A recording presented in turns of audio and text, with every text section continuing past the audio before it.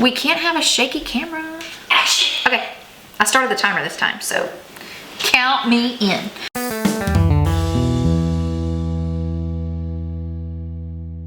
All right, welcome to today's Tuesday Talk with Red, where episode 22, where I am going to talk about my codependency control issues.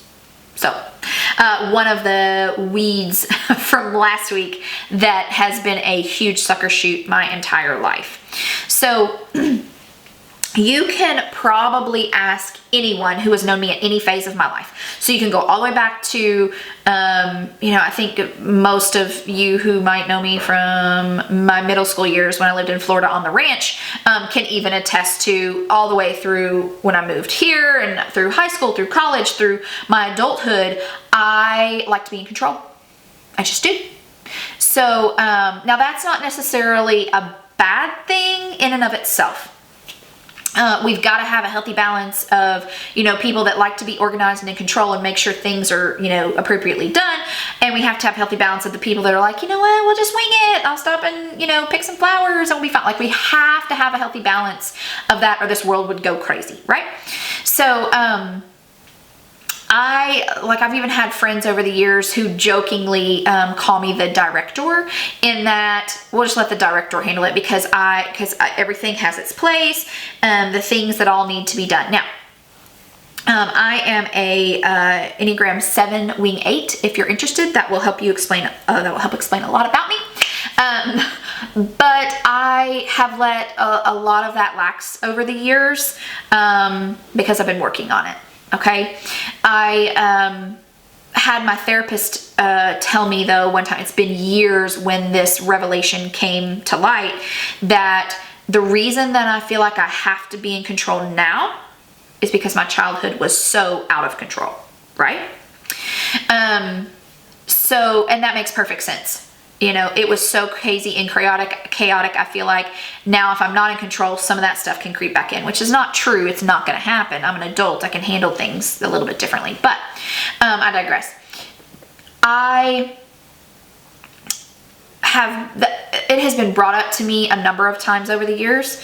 I had a mentor for about 14 years in my early adulthood life who brought it up many times, that your need for control is affecting your marriage. It's affecting your children. It's affecting your life. It's affecting your things. And so I would work on things about it and get in a better place, and then it would creep back in, and I hadn't learned how to put healthy boundaries in place to be able to, when it tried to sneak back in, be able to go, you know what, this is my gate. Bloop, bloop. I'm deciding what's in and what's out. Because like I said, there are pieces of a controlling nature that can be very beneficial, for life. So, but I noticed it was affecting all of my relationships. Okay. But a lot of times what partners along with control is codependency. Okay. And so over 3 years ago now, I made a decision to find a different way to start dealing with it. I've been in therapy for years. I had mentors, I had women in my life that we tried to help do all the things, and I thought I need to do more. I need to do more work. And so I stepped into a program called Celebrate Recovery. I'm not here to push anybody to do that. I'm just telling my story, right? So I stepped into a program called Celebrate Recovery. It is everywhere. You can find a local Celebrate Recovery group to meet with wherever you are. But it is a faith-based program that helps give tools to be able to deal with some of these issues that we deal with. I think a lot of people automatically default to, when they hear CR, Celebrate Recovery, that's for drug addiction and alcohol and sexual addiction and things like that. It is. And it helps work wonders, because we all need to be broken from a lot of different things. But it is intended to help us all with our hurts, habits, hangups. That covers a lot broader spectrum than just, that's for the recovering addicts, drug addicts, okay? No, it is not just for that. As a matter of fact, a lot of people that like go to AA or Al-Anon or things like that also come to Celebrate Recovery, because like you can never have enough tools in your toolbox to be able to deal with the things of life. I've said before, I think everybody should be in therapy. Like no matter where you feel like we are in life, like having a therapist helps us with all the things. Being in CR can help with all of the things. Like it's finding those pockets of life that we know we cannot do alone, because guess what? We were not meant to do this alone. Talked about that a couple of times already, that we know we're not meant to do alone. So why not find the avenues to help us deal with things that need to be dealt with? Okay. So I stepped into Celebrate Recovery, in October of 17. Yes, 17. Yes, October 17th. Whew, I had to think that through. And said, okay, I am here. I'm just here. I know I need to deal with my control and codependency issues, okay? I don't think I quite knew at the time what all that was going to take to unpack and to work through and all the things, but I knew I was done. I knew I was done. I knew something had to now I had done work, like I just talked about. There's been work done over many, many years, but it was time for a next step, a next level of getting this junk gone, getting those weeds gone at the root. Something had to be done. Okay, so here it was. And so in Celebrate Recovery, we have a large group where there's either a lesson share, there's music, and then there's a lesson shared, or there's a testimony of people who have been working this program and where they've come from and how Celebrate Recovery has helped them and where they are today and things like that. So it's all of that in the large group. But then there's a time for small groups, and we break off into, different, women's issues, men's issues. Sometimes when we have larger capacity of people or attendees, then they can break off into even smaller groups. Like we have addiction issues. We have, lots of different ways we can break that up. So we go into small group, and I'm a talker. In case you haven't noticed, I'm a talker. And so when the rules are laid out of this is just a place for us to be able to be open and share, and no one interrupt us, and no one give us advice, and no one give us feedback. I'm like, how is this gonna work? Like, this doesn't make sense. But it did. It did. Kind of like I talked about in the Weeds episode last week, where I talked about things in the dark. When it's in light, you see things a whole lot differently. So a lot of times hearing other people talk about where they are, and then getting to just kind of open up and be in the light, and shed some light on these things that I know are there. And now I'm opening it up to other people in a safe way. Is huge. It's huge. They say that the cliche that we say is that's where the healing begins, and it's so true. Like that is where if you keep putting in the work. So it's just eye-opening to me. But at the beginning of every small group, it's always, okay, what issue do we want to read about today? Because a lot of times, I don't have issues until I hear about them. Oh, that sounds like me.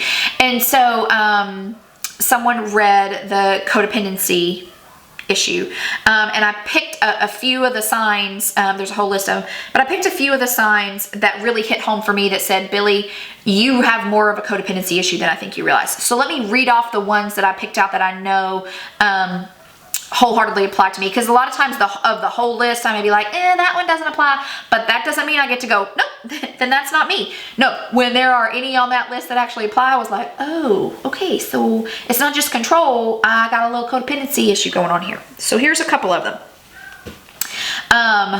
Signs of my codependency, okay? I love those that I can pity or rescue. Girl, I will step in any day if I realize, oh, you need my help? I'm here for you. Let me step in and lean in and help you. I've really had to learn to put some boundaries in place where that's concerned, or I will be all up in your stuff, okay? I feel responsible for others' actions. That came to play a lot in my marriage. Feeling responsible for others' actions. Trying to shield other people and let me take on someone else's actions. I do more than my share to keep the peace of a relationship. That's not just talking about my marriage. That's in a lot of areas of relationship. Afraid of being abandoned or alone. So you might think there's no way, like Billy is like this independent, this extrovert, like I'm 1,000% extrovert. Let's revisit that 7 wing 8 business. But because of my childhood, because of some things deep rooted in me, I have this innate fear of being abandoned or alone. And while that happened in my marriage, it came to play a lot in when my husband filed for divorce and decided it was time, it was done, we're moving on. It triggered a lot of that. So that's a big thing for me. Feeling responsible for your partner or another person in your relationship's happiness. So I've seen, I saw that in every relationship, romantic relationship I've ever had, plus my marriage. I always felt like it was my responsibility to make sure that person was happy, to make sure I kept the peace, I kept the boat from rocking, I did all the things so that they were happy, even though I knew they weren't happy. I've seen it come to play in my children, like in my relationship with my children. I try to do what I can to just make them happy. That's not healthy. Tip, not healthy. I'm reluctant to trust others. So that is probably the deepest root in me. Period. End of sentence. Reluctant to trust others. Belle keeps her head down while we're doing these videos, but literally she just looked up and went, hush. Anyway, all the way back to my childhood, I can look at every friendship, every romantic relationship, my marriage, and God bless him, for a number of years, my ex-husband paid for the sins of my past. He just did. And I didn't trust him. I couldn't. I just couldn't. And that wasn't on him for a number of those early years. It was not on him at all. In relationships I have now, there's very few people that I can say that I can truly, truly trust with all of me. I think I would say 2 people, maybe, that I can be completely 100% bare with and trust that whatever's about to come out, that they're going to hold it with care. It makes me afraid for if I ever venture off into another possible relationship. Ever. Anyway, my mood is controlled by others around me. It's not as much anymore, but it still does happen. Like if my kids are depressed, or if someone, recently I've had a friend that I knew was upset for whatever reason, and it affected me. Not now, because I pulled back out my boundary and I was like, whoa, Billy, we've worked on this. But a lot of times that still tries to creep in. So those are some signs that really were big neon banners in my life that made me go, ooh, I need to work on this. So how do I flip that script? So coming to the realization that codependency and control are learned behaviors. Okay. I don't want to say learned. Let's say honed behaviors, because we're all born with that need for mine. This is mine. And this is mine. You know, all these things are mine. That is born in all of us. But that can, control can easily flow out of that. So I don't want to say it's completely learned, but it is both of these are honed behaviors. So knowing that, like, how was I able to, start really opening up that and begin to do the work and getting those deep weeds out? So I had to start. I considered myself always an open book, but what I realized through this process is I'm a not wide open book, but I'll open it a little bit, and because I've always been very open about all the things, but I needed to get all the way down to that spine, because there's some stuff in there that really needs to be dealt with. So I had to start by being honest with myself. I can fake it all day long, okay? But here's the deal. People sitting across from me, whether you're virtual or whether you're sitting right here in this chair, like, they can tell when you're being fake. Okay, so I had to get real honest with myself in this specific area because I've been honest about everything else, but it was time to get honest with myself and begin to open that book completely open and really start digging out all the things that needed to be done. Take my thoughts captive. This is a big one. You've heard me talk about it. We're on episode 22 at this point. You've heard me talk about it for 22 episodes probably. Somewhere in all of these episodes, there's been a concept of taking my thoughts captive. It's writing those things down, closing them, getting up in the morning and looking at them again and going, oh my gosh, Billy, why did you even think that? Like, when I find myself spiraling, I realize I've got to get out of what's in here because then I make up my own realities. You know, I begin to make up realities of what I think is really going on when it's not really what's going on. I start saying crazy things like I'm gonna put up this boundary for this. When no, that is not what needs to happen. You just need to deal with it. Okay. So taking my thoughts captive. I stopped taking things personally. Woo-hoo! That was a big root in my life. Stopped taking things personally. Even though I have this boisterous attitude, even though I'm very extroverted, even though I let things roll off my back a lot, there were sometimes things I internalized and I was like, that's a personal attack on me. That is a personal attack on me. I know what she means by that. She really means that, what? Stop. I had to stop taking things. But now that doesn't mean that things don't still get to me and things don't still make me, oh, why does this person not want to talk to me anymore? Like, that doesn't mean that ever goes away. That's human nature. But I had to begin to put into play a tool of stop taking things personally. Okay. And that really began to break that cycle. I'll say it again. I'll say it 1,000 times. I said it in mental health. I've said it sometime in 22 episodes. Therapy. Therapy.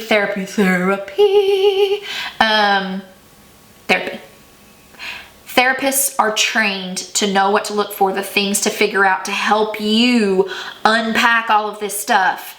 Therapy is not a bad thing. I'll say it again. I'll say it 1,000 times. I'll shout it from a rooftop.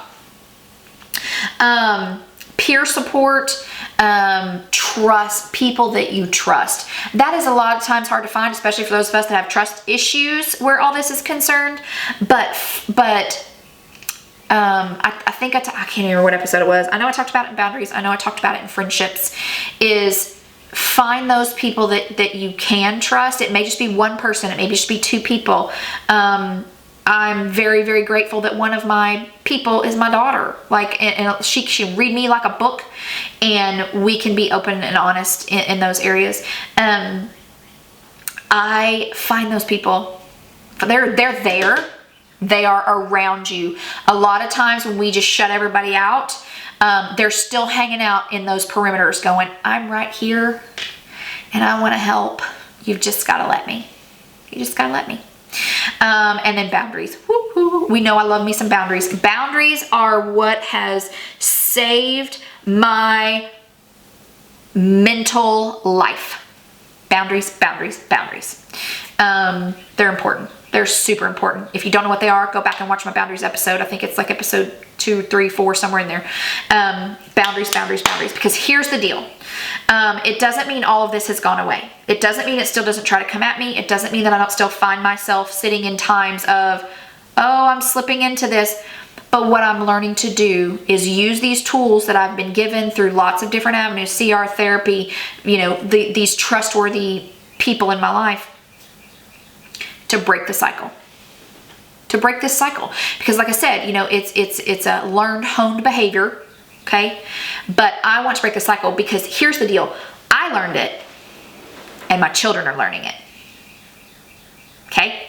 So I've got to break the cycle so that they can break the cycle and not have it go any further past them. Okay. All right. So if you have any questions, comments, concerns, want to talk about codependency and control, I can talk about it all day long, but you guys probably want to hop off here. TuesdayTalksWithRed@gmail.com, or if you have my number, please feel free to text me. Next week, we move into one of my second large weeds to talk about, and that is, I call it nuclear reactions, but it's on anger. And I know you're probably like, Billy's never angry. My daughter's eyebrows just raised real high. So that's one of those things I didn't realize I struggled with until I stepped into CR. So I will talk about anger next week. So have a great week, and I will see you on Tuesday.